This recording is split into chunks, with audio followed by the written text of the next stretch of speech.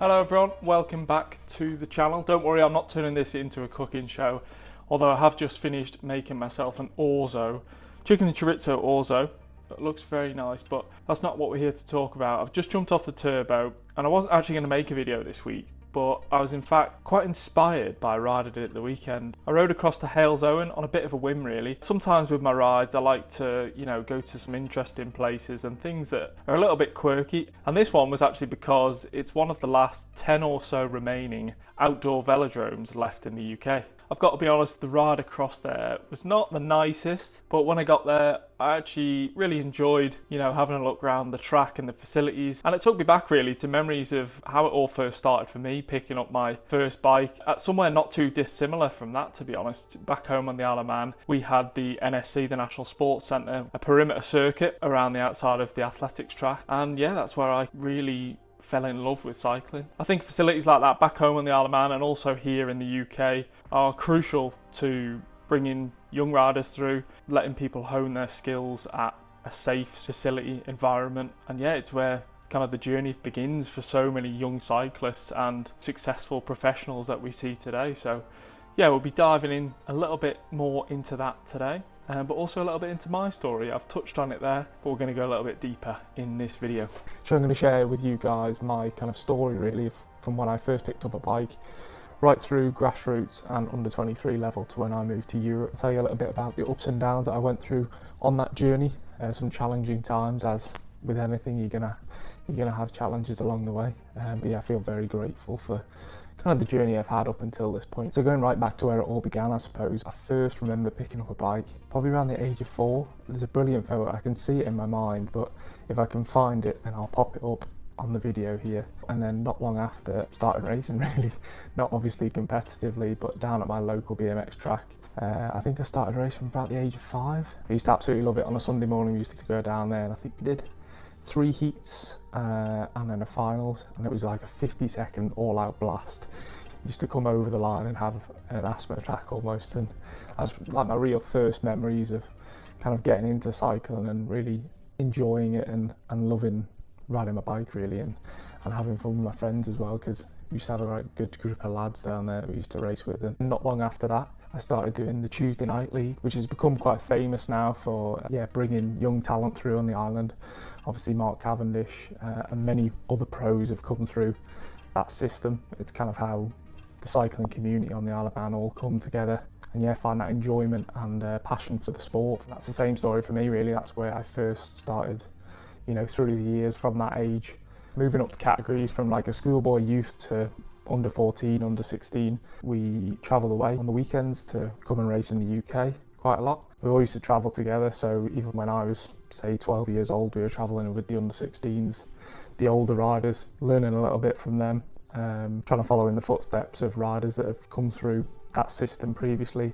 Mark Cavendish, Peter Kenyon, were kind of just breaking through into the professional ranks when we were growing up, so collectively we were all quite inspired and motivated by them succeeding and hoping to follow in their footsteps really. Touching on that as well, I suppose growing up, my big idol hero was Mark Cavendish, probably still is to be honest. He's an absolute legend of the sport now, but watching his success made all of us, myself included, believe that it was possible to kind of make it big in the sport, watching him coming from a small island and through the same system, which is kind of I think why many young cyclists on the Isle of Man have pursued that dream. But from a young age, cycling became a bit more than just a sport for me. I was diagnosed with ADHD from a young age, and I did struggle at school. It became an outlet for me, and getting out on my bike in the evenings kind of gave me that sense of freedom and release that I couldn't really get from anything else at that age. Found it really helped me channel my energy into something positive and it shaped me into the person I am today.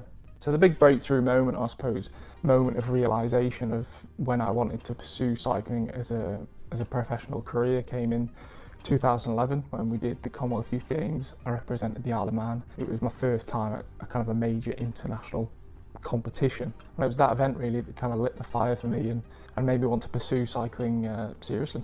After numerous emails and back and forth with teams and managers over the winter, I ended up riding for an amateur team in France. It was a bit of an eye-opening experience in itself. Apart from the racing, I was there living in a foreign country for the first time, living on my own for the first time. I didn't really speak much of the language. I remember going to my first boulangerie and I actually got laughed at when I tried to order in French, so it was a bit of a morale killer at that young age. But yeah, I bounced back from that and I was loving the racing, and after a few weeks I'd already won my first race out there, so that was a really cool experience. But I'll be honest, that year wasn't all smooth sailing. There was a point after, I think it's around 4 months, I called my dad and said, can you come and pick me up because I've had enough.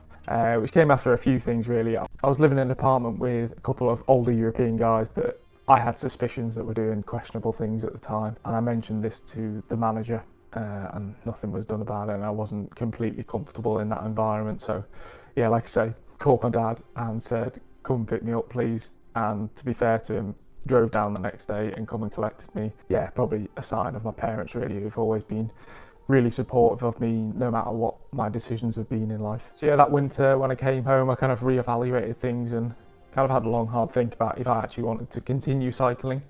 But of course I still, you know, had that passion and love for riding my bike. So yeah, I spoke to a few teams and managers again, and the following year I ended up riding for a Belgian team who had probably a little bit of a better reputation and already had some British riders.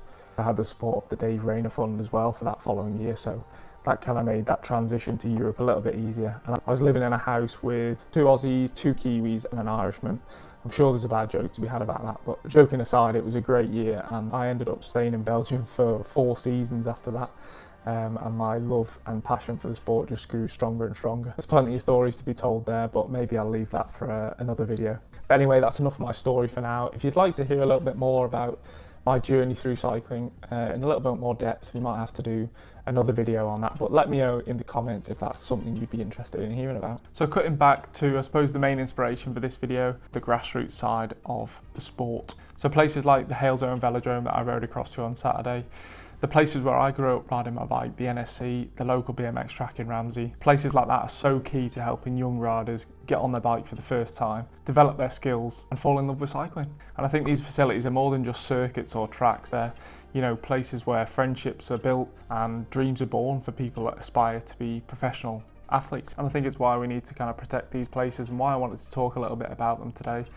I mean, back home in the NSC, every professional rider that's come from the Isle of Man has gone through that system, and you've got countless other stories as well here in the UK. Herne Hill, got current national champion Ethan Hayter, Fred Wright, many other riders. You've got Maindy Velodrome, which I'm not sure is still going, but that's where Geraint Thomas and Luke Rowe, I'm pretty sure they were trying to help some fundraising for that a couple of years ago. Like I say, places like that are so crucial to young riders developing and growing up and discovering talent to come through and become your next world champions, Olympians and everything else. So if you've got a local velodrome, BMX track or cycling club, get down and support them or encourage someone you know to give it a go, because you never know where it might take them, and inadvertently you might just be supporting the next Olympic champion. Places like this remind me how far I've come in the sport and how much it has shaped my life. From racing as a kid to living and competing across the world, cycling has been such an incredible journey for me and holds a special place in my heart, and I'm hoping I can share more of that with you guys on this channel. So if you'd like to hear more about my story or stories like this, then please do subscribe to the channel. I'd love to take you along for the ride and explore more of what makes cycling so special on and off the bike. So if you've made it this far on my slight ramble today and you've enjoyed this slightly different style of video, then thank you very much for watching, and I'll see you in the next one where I'll be back on the bike. Ciao.